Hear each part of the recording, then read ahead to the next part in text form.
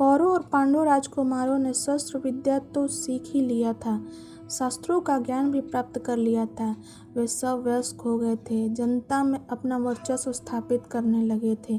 कौरव और पांडव दोनों हस्तिनापुर के विशाल समाग्र के दावेदार थे। दोनों का समान भाग था, पर दुर्योधन अपनी कुटिलता के कारण इस बात को नहीं मानता था।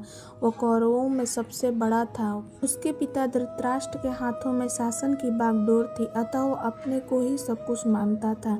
केवल इतना ही नहीं, वह समय समय पर पांडवों का निरादर और उपहास किया करता था। पांडव बड़े ही सुशील और सत्य प्रवृत्ति के थे। उनकी दृष्टि धन और राज की ओर अधिक नहीं थी। वे धन और राज्य से धर्म को अधिक महत्व देते थे। यद्यपि दुर्योधन उनके प्रति वैर का भाव रखता था, किंतु वे दुर्योधन को भी अपना भाई ही समझते थे। जनता में कौरवों की अपेक्षा पांडवों का बड़ा नाम था। इसका कारण यह था कि वे बड़े शूरवीर थे। जनता उन पर गर्व करती थी और उन्हें देखने के लिए उत्कंठित रहा करती थी। बसंत पंचमी का पर्व था। पांडव और कौरव राजकुमारों की शौर्य की परीक्षा का दिन था। महीनों पहले घोषणा हुई थी। हस्तिनापुर के निवासी बड़ी उत्सुकता के साथ उस दिन की प्रतीक्षा कर रहे थे। हस्तिनापुर के एक विशाल प्रांगण में शौर्य परीक्षा की आयोजना की गई। प्रांगण को चारों ओर से बाड़ों के द्वारा घेर दिया गया था। बीच बीच में दर्शकों के बैठने के लिए छोटे बड़े मंच भी बनाए गए थे। राजकुटुंब के सदस्यों और सम्मानित नागरिकों के बैठने के लिए विशेष प्रकार के मंच बनाए गए थे। घेरे हुए मैदान को झंडों, पताकों, बंधनवारों और पुष्पों मालाओं से सुसज्जित किया गया था। तरह तरह के बाजे और ध्वनियां भी बजाई जा रही थी। सारा मैदान दर्शकों से भरा हुआ था। मंचों पर सुसज्जित वेशभूषा में नागरिक और राजकुटुंब के सदस्य बैठे थे। स्त्रियों के मंच पर राजकुटुंब की स्त्रियों के साथ कुंती और गांधारी भी विराजमान थी। साधारण दर्शकों में अधिरथ भी अपने पुत्र कर्ण के साथ मौजूद था। सबकी आंखें मैदान के मध्य भाग की ओर लगी हुई थी। शंख ध्वनि के साथ शौर्य परीक्षा आरंभ हुई। कौरव और पांडव राजकुमार मध्य भाग में पहुंचकर अपना कौशल दिखाने लगे। जब भीम का नाम लिया गया तो करतल ध्वनि की गड़गड़ाहट हो उठी। विशालकाय भीम हाथ में गदा लिए हुए मध्य भाग में उपस्थित हुए। वह नंगे बदन था, पीतवर्ण का लंगोट धारण किए हुए था। उसकी बलिष्ठ भुजाएं थी, चौड़ी छाती थी और तेजोमय मुखमंडल था। वह देखने में पर्वत के सदृश से मालूम हो रहा था। भीम प्रांगण के मध्य पहुंचकर गदा युद्ध का प्रदर्शन करने लगा। उसके कौशल को देखकर जनता मुग्ध हो उठी। बार बार तालियां बजाकर उसका अभिनंदन करने लगी। भीम जब अपने कौशल का प्रदर्शन कर चुका तो घोषणा हुई कि कोई राजकुमार गदा युद्ध में भीम का सामना कर सकता है। घोषणा होते ही दुर्योधन गदा लिए भीम के सामने जाकर खड़ा हो गया। उसका आकार प्रकार भी भीम के ही समान था। वह लाल रंग का लंगोट धारण किए हुए था।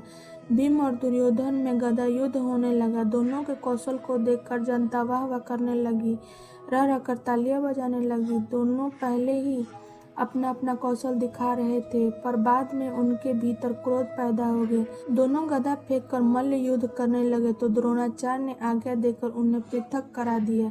तदपि निर्णय नहीं हो सका कि दोनों में श्रेष्ठ कौन है, किंतु यह तो बात हुई कि दोनों के कौशल को देखकर जनता मुग्ध हो उठी। भीम और दुर्योधन के पश्चात अर्जुन के नाम की घोषणा होते ही वह धनुष बाण लेकर प्रांगण के मध्य में उपस्थित हो गया। उसका सुंदर और कांतिमान शरीर था। उसके सिर पर घुंघराले बाल थे। उसके अंग अंग से शौर्य और तेज टपक रहा था। वह भी पीतवर्ण की कछनी काछे हुए देखने में चंद्र सा ज्ञात हो रहा था। अर्जुन प्रांगण के मध्य में खड़ा होकर अपना कौशल दिखाने लगा। उसके कौशल को देखकर जनता मुग्ध हो गई। अर्जुन जब अपना कौशल दिखा चुका तो फिर घोषणा हुई कि क्या कोई राजकुमार अर्जुन की बराबरी कर सकता है।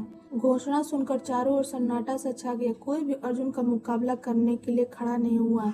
जब कोई नहीं आगे आया तो फिर घोषणा हुई कि क्या यह समझ लिया जाए कि अर्जुन का मुकाबला करने वाला कोई नहीं है? क्यों नहीं? एक ओर से किसी कंठ का स्वर सुनाई पड़ा और उसके साथ ही एक तेजस्वी युवक एक ओर से निकलकर अर्जुन के सामने आकर खड़ा हो गया। उसके हाथ में धनुष बाण था।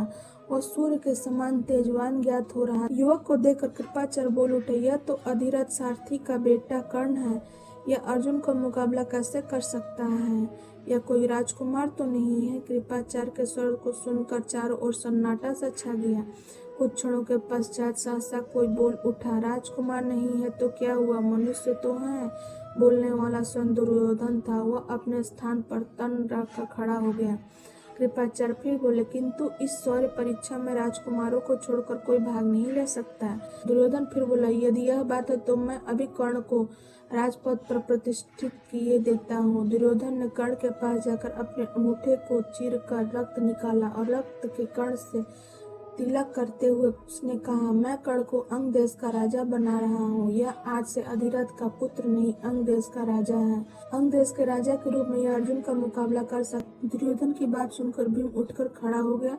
वह व्यंग भरे स्वर में बोला, कर्ण को अंग देश का राजा तुम कैसे बना सकते हो?